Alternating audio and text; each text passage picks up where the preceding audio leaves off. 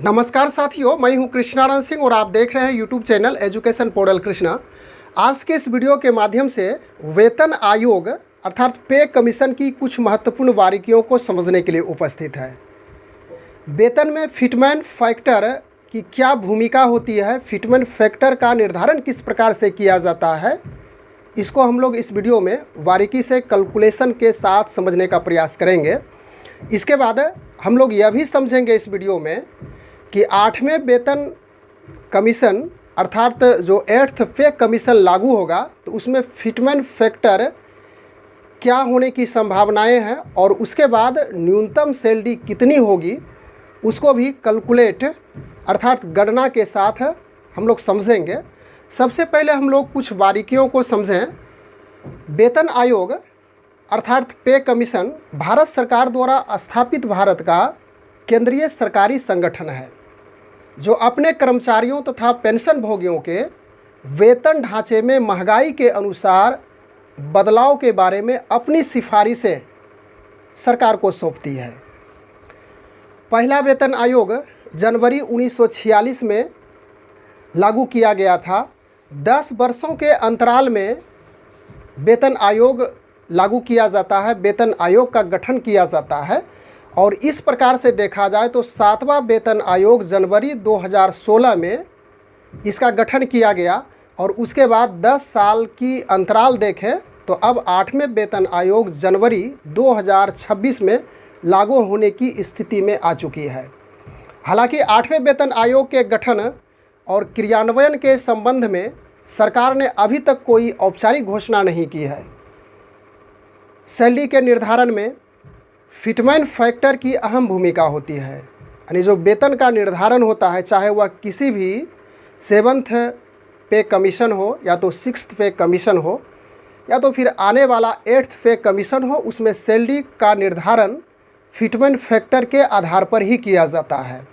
Fitment factor के आधार पर जो पुरानी बेसिक सैलरी है वहाँ से रिवाइज्ड बेसिक पे की गणना की जाती है।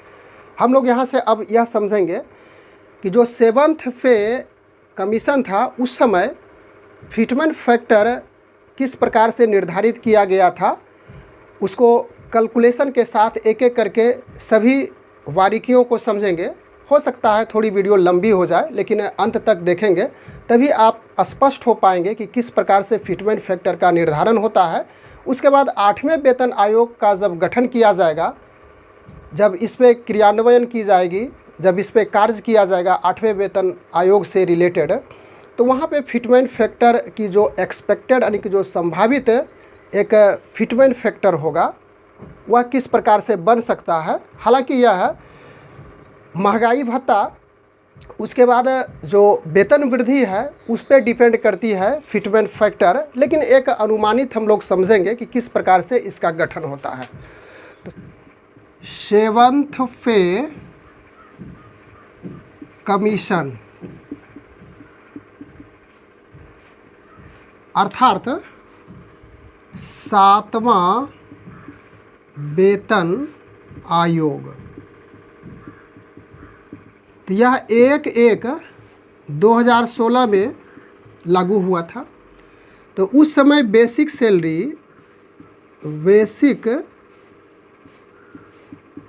सैलरी और डीए दोनों मर्ज हो जाएगा जिस समय लागू होता है प्रारंभ में। तो बेसिक सैलरी यहाँ पे 100% हो जाएगी और महंगाई भत्ता जिसे डीए डियरनेस अलाउंस कहा जाता है, तो यह 125% थी 1/1/2016 के वक्त में। तो 100% का निकालेंगे तो 100/100 होगा, यह 1 हो गया 1.00, इस तरह से लिख सकते हैं। उसके बाद 125 का आप निकालेंगे तो 125/100 करेंगे तो 1 दशमलव यानी कि 125 में आप 100 से भाग देंगे तो यह 1.25 होगा और इस स्थिति में दोनों मर्ज होगा यानी कि दोनों एक में मिल जाएगा तो 225% और इसको आप जोड़ेंगे तो 2.25 यानी कि यह प्राप्त हो गया आपको मर्ज हो करके। बेसिक सैलरी और महंगाई भत्ता जो ही प्रारंभ होती है कोई भी वेतन आयोग, तो उस समय की जो महंगाई भत्ता है और उसके बाद बेसिक सैलरी वह 100% हो करके दोनों में मर्ज हो जाता है। उसके बाद अंततः जो अंत में आप जाएंगे तो वहाँ पे एक नई जो न्यूनतम या तो जिस प्रकार की जहाँ की उनकी सैलरी है वह सैलरी फिटमेंट फैक्टर से गुणक होकर के, उसको हम लोग अंत में क्लियर करेंगे। पहले यहाँ से आप ध्यानपूर्वक समझते चलिए। इसके बाद वेतन वृद्धि यानी कि पे इंक्रीजमेंट उस समय 14.29% था, और इसको यदि आप लगभग में लेंगे तो 14.3%, यानी कि 9 2 में जा कर के जुड़ गया तो 14.3% हो गया। वेतन वृद्धि में 14.29% है और इसको लगभग में 14.3% ले चुके हैं। अब यहाँ से देखिए कि यह जो आक्रूड फॉर्मूला है उसी के आधार पर इसका निर्धारण होता है। तो वेतन वृद्धि 14.29 है, इसको 14.3 लिए हैं, प्रतिशत का 2.25, तो 2.25 करेंगे 14.3 बटे प्रतिशत का आप 100 दे दीजिए और 2.25 इसको गुना कीजिएगा 14.3 गुना 2.25 बटे 100, और इसका आप सरल करेंगे, गुना करके 100 से भाग देने के बाद आपको प्राप्त हो जाएगा 0.32175, इस प्रकार से प्राप्त होगा। और इसे आप लगभग में लिख लेंगे 0.32, यानी कि 175, इस अंक को छोड़ दिया गया है। अब फिटमेंट फैक्टर में फिटमेंट फैक्टर आपका प्राप्त हो गया 2.25 और प्लस कर दीजिए ए वाला जो बढ़ा 0.32, तो यह हो जाएगा 5 2 7 3 2 5 दशमलव, यानी कि 2.57। यही 7th पे के समय में 2.57 गुना फिटमेंट फैक्टर के साथ जो पुरानी बेसिक सैलरी थी, न्यूनतम बेसिक सैलरी, उसमें गुना होते चला गया था। अब 6th यानी कि छठा 6th CPC की बात करें तो इसमें जो न्यूनतम वेतन था, न्यूनतम वेतन वह 7,000 रुपया था। तो 7,000, अब इसको आप याद रखिएगा, यहाँ पे इसको हम अंदर कर देते हैं बॉक्स में। तो न्यूनतम वेतन 7,000 रुपया था, तो 7,000 से इसमें गुना हो जाएगा।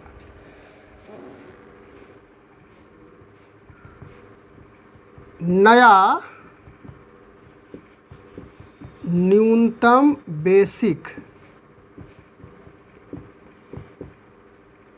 तो 7,000 गुना 2.57, इसे आप गुना करेंगे तो यह आपका प्राप्त हो जाएगा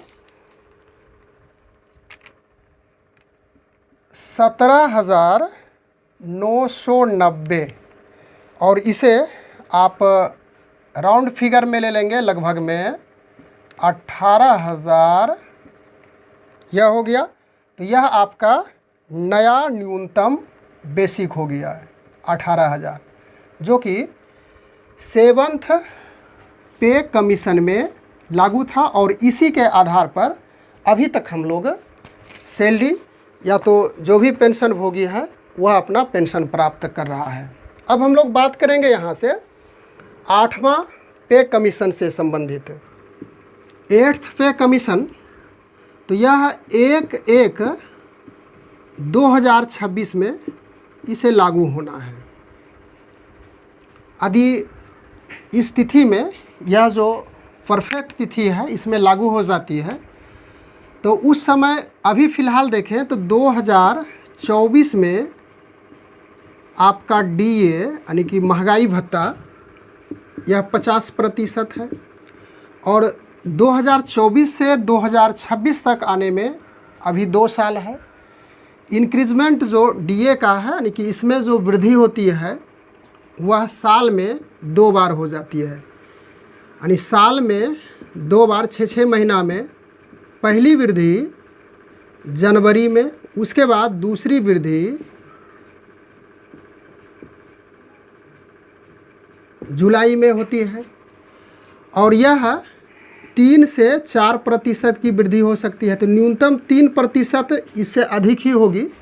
तो यहाँ पे लगभग 4% यदि वृद्धि लेकर के चलते हैं, 3 नहीं हो, महंगाई के अनुसार से जिस प्रकार से इसमें बताया गया है, एक जो पत्र वायरल हुआ था, तो कुछ ना कुछ 3 से अधिक ही उसमें जो डीए में वृद्धि होगी अभी तक, जो 2024 से 2026 तक होगी। तो उसमें 4% यदि लेकर के चलें कम से कम, तो 4% 4 बार होगा यह, तो 4 गुना 4 करेंगे यानी कि यह 16% हो जाएगा। तो कुल डीए 2026 में आपका 66% होगा। अब उसी प्रकार से कीजिए, बेसिक प्लस डीए दोनों मर्ज होगा, यानी दोनों मिलेगा। तो बेसिक को हम 100% लेके चलेंगे, उसके बाद डीए आपका 66% है, तो यह हो गया 166%, और इसे आप लिखेंगे उसी प्रकार से 166/100 करेंगे, तो 1.66 आपका ये फैक्टर प्राप्त हो रहा है मर्ज हो करके।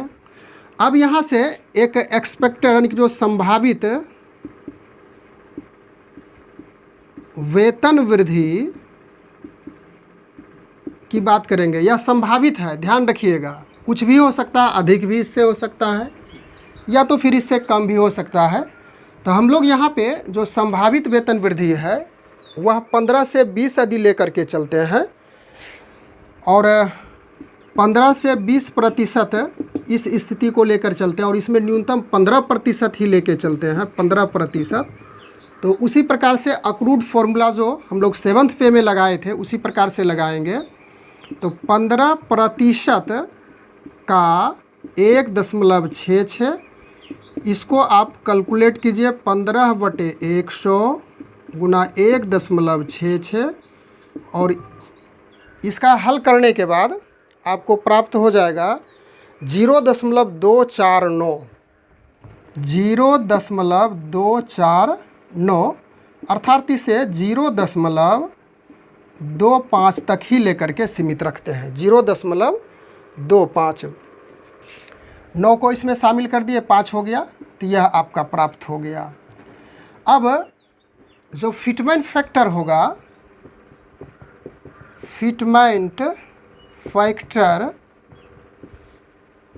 वो इस प्रकार से, ये जो बेसिक और डीए मर्ज हुआ था इसको जोड़िए 1.66 प्लस, उसके बाद ये जो संभावित वेतन वृद्धि या कुछ भी हो सकती है, हम 15% लेके चले तो 0.25, इसको ऐड कीजिए, 6 5 11, 6 2 8 1 9, यह आपका फिटमेंट फैक्टर हो गया, यानी कि 1.91 से अब पिछला जो बेसिक है 7th पे कमीशन में जो न्यूनतम वेतन था उसमें गुना होगा।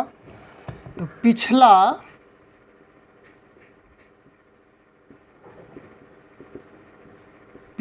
बेसिक गुना फिटमेंट फैक्टर अभी का जो है 8th पे का, 8th पे कमीशन का।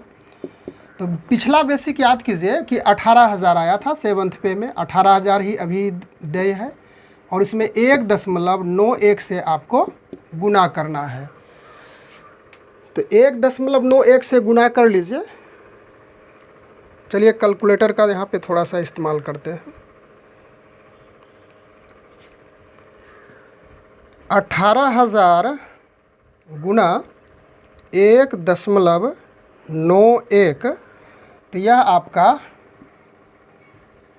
34,380 रुपया यह प्राप्त हो गया। न्यूनतम, नई न्यूनतम बेसिक, यानी कि अर्थात नई न्यूनतम बेसिक 34,380 रुपया प्राप्त हो गया।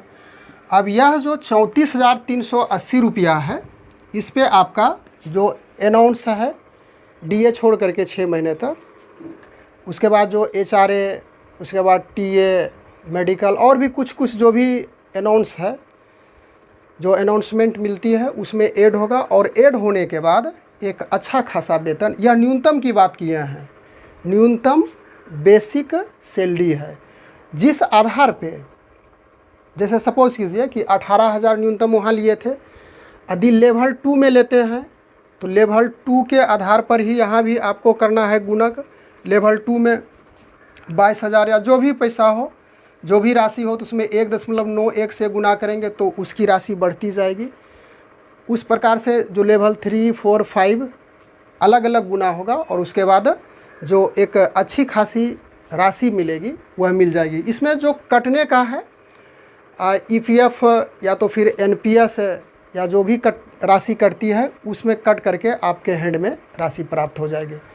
तो हम लोग इस वीडियो के माध्यम से सिर्फ इस बात को समझने के लिए उपस्थित हुए थे कि फिटमेंट फैक्टर जो पे कमीशन होता है उसमें अहम भूमिका, यानी कि अहम रोल निभाती है। और इसका गठन, फिटमेंट फैक्टर का निर्धारण किस प्रकार से किया जाता है, उसको हर बारीकियों को अच्छी तरह से समझने का प्रयास किए। बस आज के वीडियो में इतना ही। Thanks for watching. Good bye.